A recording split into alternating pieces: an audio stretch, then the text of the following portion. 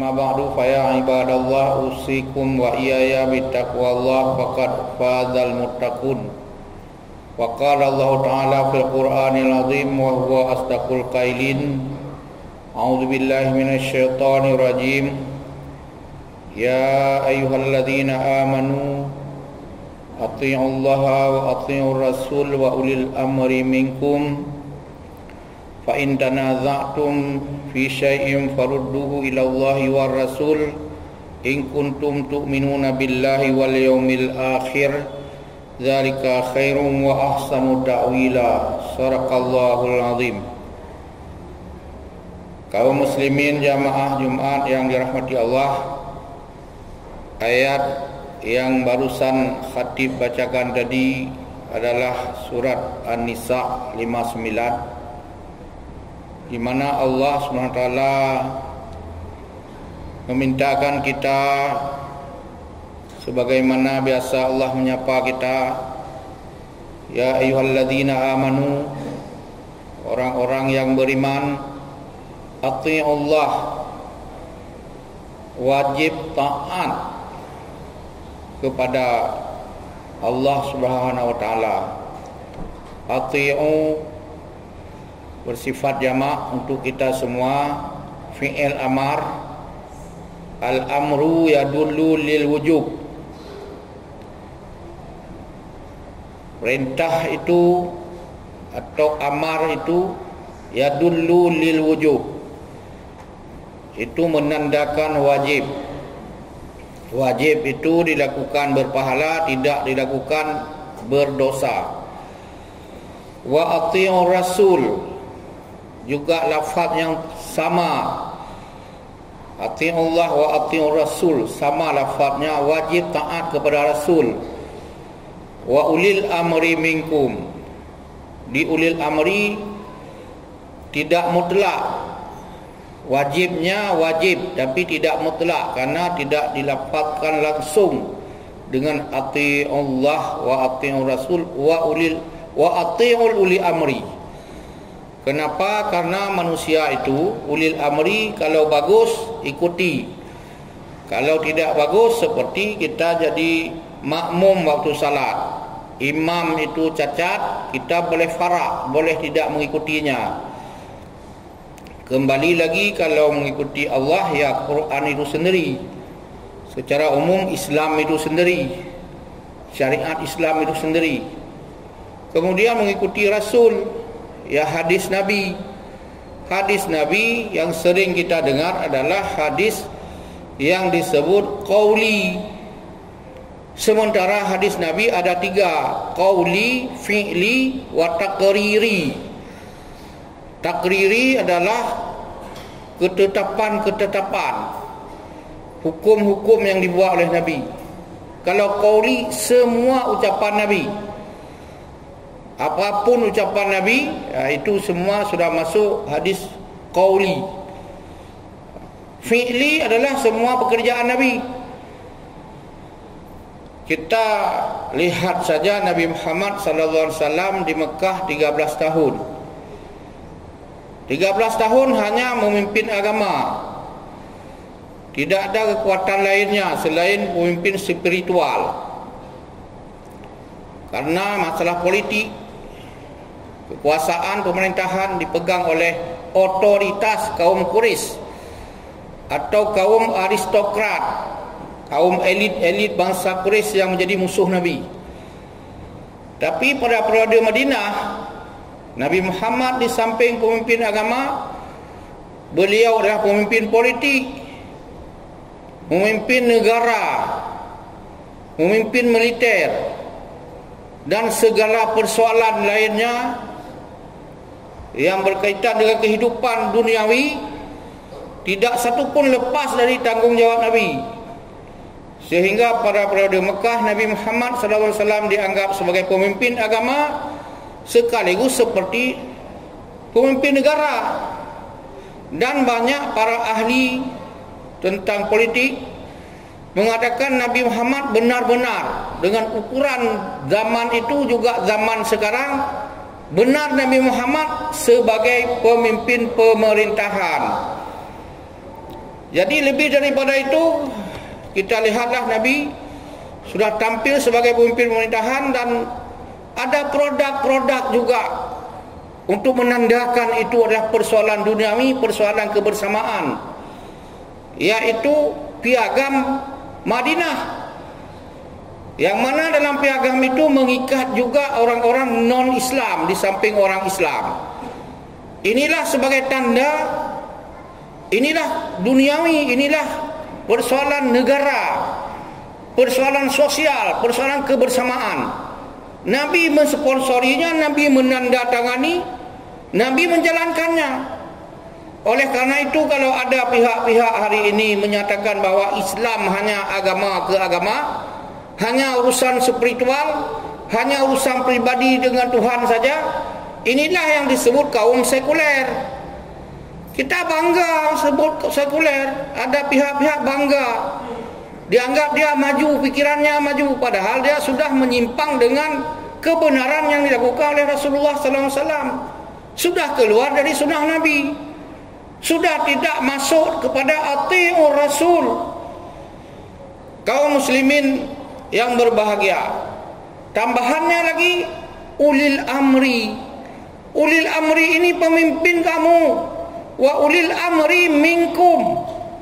Ini menandakan bahwa Allah mensahihkan, membenarkan ajaran Islam. Ada urusan dengan persoalan politik, persoalan kekuasaan.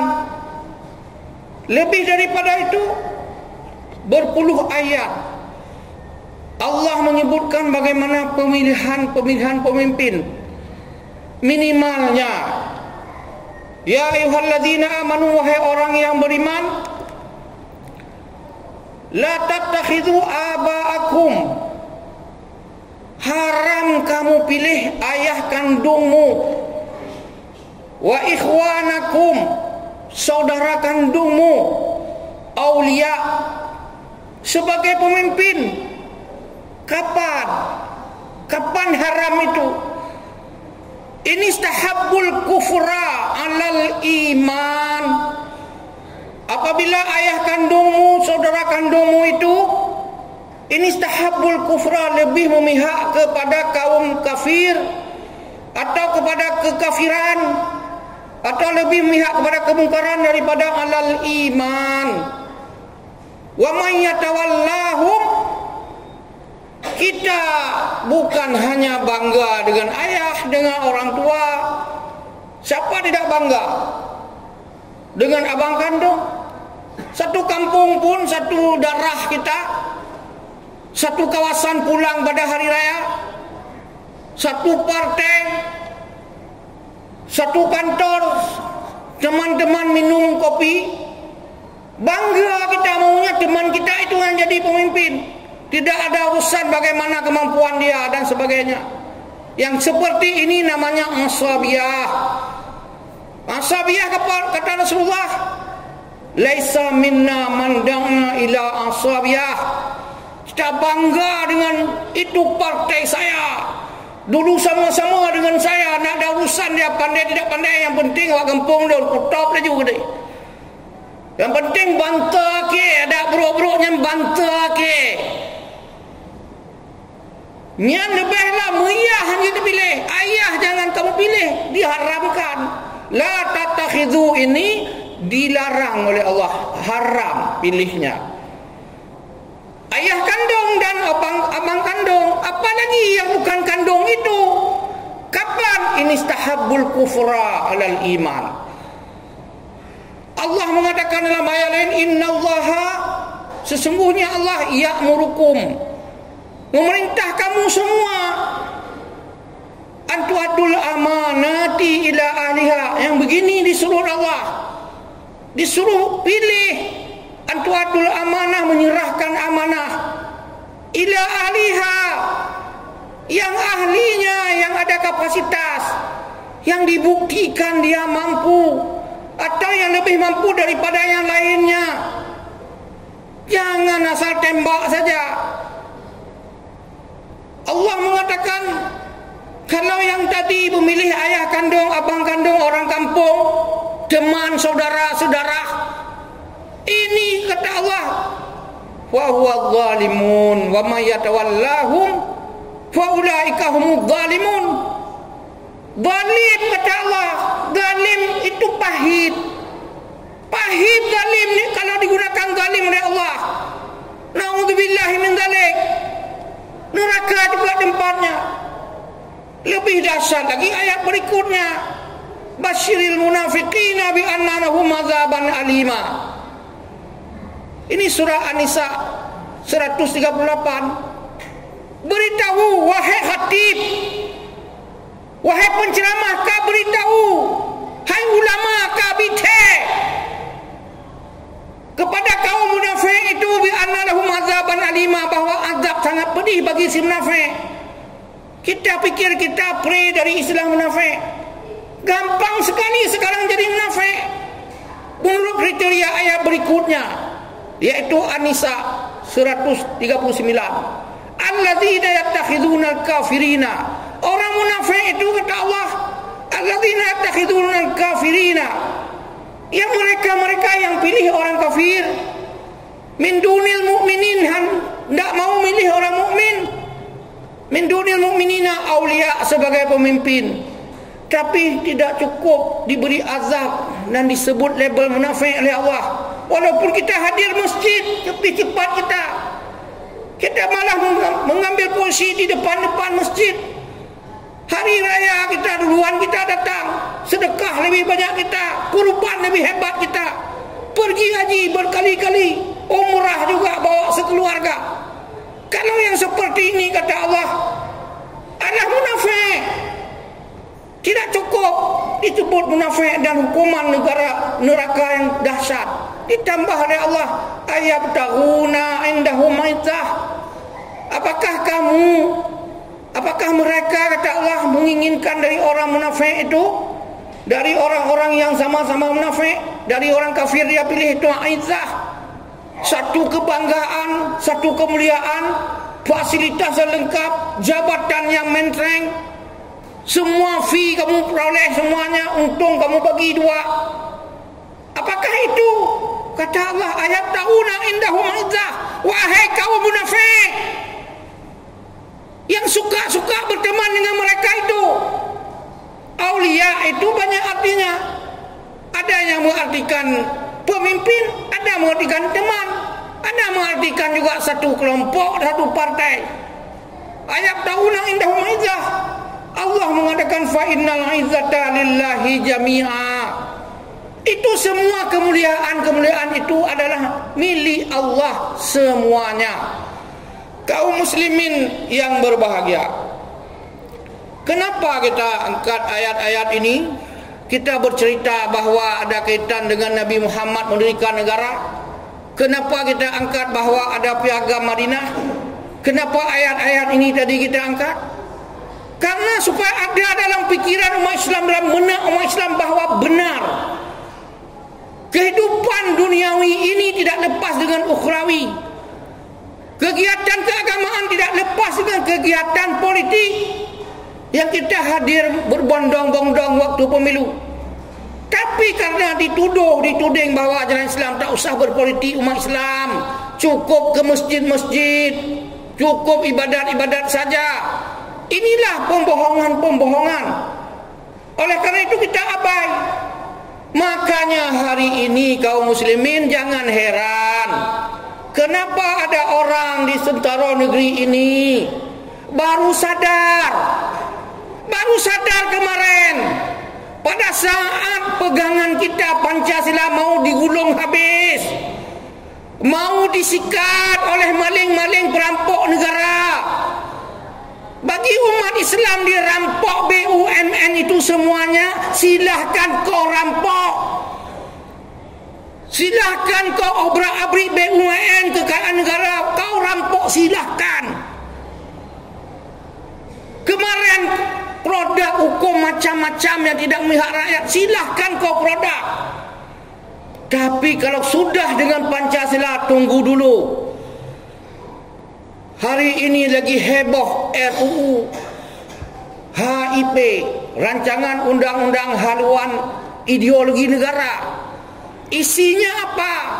Pancasila sudah diatur dengan sangat sistematis, sudah masuk kepada prolegnas, program legislatif nasional paling penting untuk tahun ini dibahas, dan sudah dibahas sampai ke paripurna.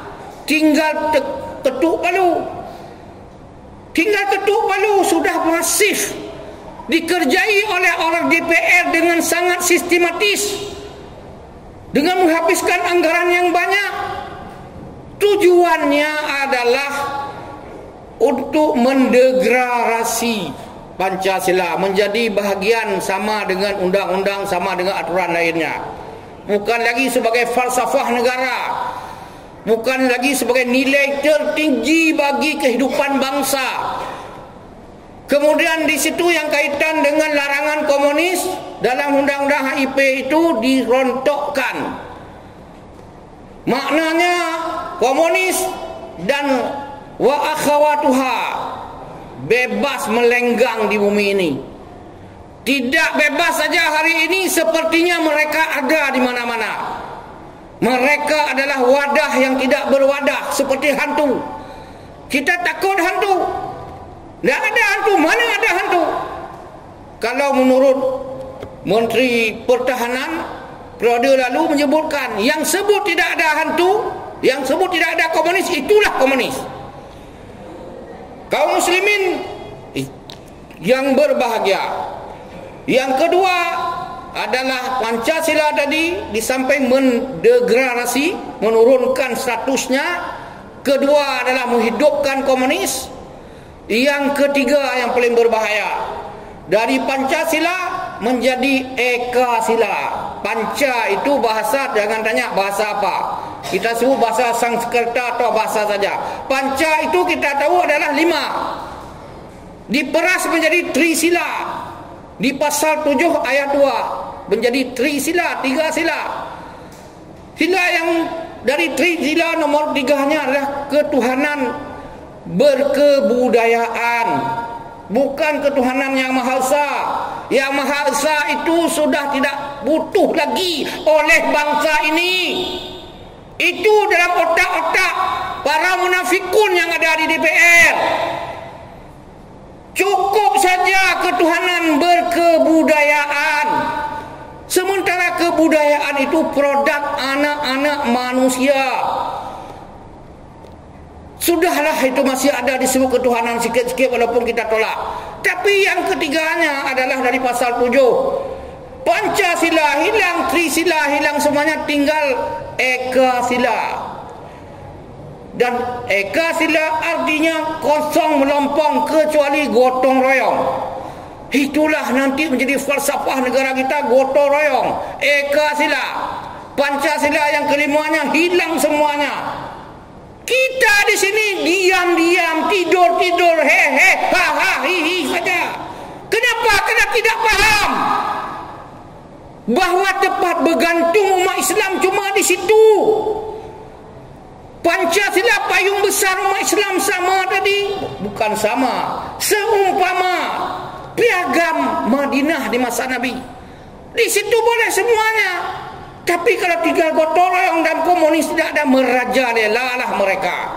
Hari ini saja pelajaran agama mau dibuang. Sejarah Islam hampir-hampir tidak boleh ajar lagi. Juga sejarah komunis tidak boleh ajar lagi. Kemudian nanti semuanya pelajaran agama hilang. Dianggaplah agama hari ini bahaya nomor 1 bagi negara ini. Orang bernomor juga di negeri ini ngomong bahawa Indonesia atau negara yang mayoritas umat Islam tidak akan maju disebabkan umat Islam. Berarti jangan mayoritas, kita harus minoritas saja. Ini kaum muslimin yang berbahagia. MUI berdiri tegak. Kemarin-kemarin diam mereka, kita pikir mereka bisu. Kita pikir kenapa mereka itu Sami Mawon tidak berbicara. Hari ini mereka berdiri tegak, lawan, tolak proses RUU HIP itu. Siapa proses? Tangkap. Karena mereka itu bakar. Makar mereka menghilangkan Pancasila bukan dalam menggigau, bukan kondisinya lupa-lupaan, tapi masif, arti masif sistematis, didukung oleh sistem yang ada, oleh perangkat-perangkat di DPR. Semuanya mendukung, kecuali terakhir baru ada 2 fraksi menolak, tidak menandatangani, yang lain sami mawon. Jadi MUI mengajak kita semua, jika ini tidak dimundurkan, umat Islam harus siap dengan segala kemungkinan. Kalau tidak, tidak apa-apa. Anak cucu kita nanti setengahnya akan segera mengklaim diri komunis. Hari ini saja yang belum ada seperti ini. Inilah yang disebutkan dalam Al-Quran, wal yahsal ladzina law taraku min khalfihim dzurriatan dhi'afa. Allah mengingatkan, oleh karena itu kalian semua hendaklah takut akan meninggalkan min khalfihim, di belakang kalian itu nanti dzurriatan dhi'afa, mereka yang dhaif iman, dhaif fisik, dhaif ekonomi, dhaif ilmu, dhaif cita-cita, dhaif ideologi. Coba kita pulang ke rumah, tanya sama anak kita, apa ideologinya? Tak faham ya, tak faham mak, tak tahu ideologi. Orang mau mati demi ideologi, orang mau habis-habisan demi ideologi. Bagi kita ideologi itu setingkat juga, kalaupun tidak, karena di situ ada nilai ketuhanan yang Maha Esa, nilai tauhid. Makanya mereka yuriduna liyutfi'u nur Allah, ingin menghapuskan itu nur Allah, agama Allah, nama Tuhan, biafwahihim, dengan narasi-narasi mereka. Mereka tuduh Islam identik dengan teroris, Islam identik dengan radikal, Islam identik dengan intoleran, Islam identik dengan anti NKRI, Islam identik dengan anti Pancasila. Itu mustahil, karena Pancasila dan NKRI lahir dari rahim-rahim umat Islam. Dan hari ini terbuktilah, yang menuduh itu mereka lah yang anti NKRI, akan memporak-porandakan NKRI, dan mereka lah yang anti Pancasila, makar pada Pancasila. Yang pantas tangkap mereka, hukum mereka, ada undang-undang yang menangkap mereka. Kenapa diam kita semua? Makanya itu kita salut dan patut mendukung kepada MUI dengan sikap-sikap yang tegasnya. Akhirnya kaum muslimin, kami menyampaikan hadis dengan ayat 1 sebelum tutup. Rasulullah mengatakan, man lam yahtam, barang siapa yang tidak peduli, ihtama yahtamu, merasa penting. Barang siapa yang cuek-cuek saja, jangankan cuek, tahu pun tidak, bicara pun tidak. Orang bicara ulok-ulok dalam benar, kena ngapa ke gap, pupum tak.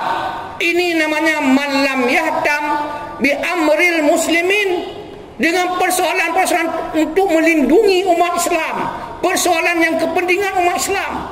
Seperti inilah, di sinilah kita ada payung berlindung. Kalau ini tidak ada, habislah kita. Jadi yang ini kita cuek saja, disebutlah oleh Nabi, fahuwa laisa minni. Walaupun zikir banyak, selawat banyak, salat sunat banyak, sedekah banyak, semuanya, fahuwa laisa minni. Yang itu, kata Rasul, yang tidak ada rasa mentanggungjawab dengan kepentingan umat Islam, falaisa minni. Akhirnya ayat yang kami sampaikan adalah surat As-Saff ayat 4. Berdoa yang terbaik untuk bangsa ini, supaya negara kita, rumah besar umat Islam ini, kebanggaan kita yang diperjuangkan dengan darah para syuhada, aman sampai ke anak cucu kita. Jangan nanti kita urut-urut dada, atau anak cucu kita mengutuk kita, nenek-nenek kami hanya besar suara, ibadat-ibadat saja, masalah politik biar dipegang orang-orang tidak jelas, dipegang oleh orang-orang munafik. Mudah-mudahan Khutbah ini ada manfaatnya bagi kita semua. InsyaAllah berjumpa pada lain kesempatan. Mohon maaf atas berbagai kekurangan. Alhamdulillahilladzi amarana bittaqwa. Asyhadu an la ilaha illallah wahdahu la syarikalah. Wa asyhadu anna sayyidana Muhammadan abduhu wa rasuluh. Allahumma salli ala Muhammad wa ala ali Muhammad kama sallaita ala Ibrahim wa ala ali Ibrahim wa barik ala Muhammad wa ala ali Muhammad kama barakta ala Ibrahim wa ala ali Ibrahim fil alamin innaka Hamidum Majid. Amma ba'du fa ya ibadallah usikum wa iyaya bittaqwallah faqad fazal muttaqun. Wa qala Allah ta'ala fil Qur'anil azim wa huwa asdaqul qailin. A'udzu billahi minasyaitonir rajim wa qul ja'al haqq wa zahaqal batil innal batila kana zahuqa. Barakallahu li wa lakum wa lisairil muslimin wal muslimat innahu wat tawwabur rahim.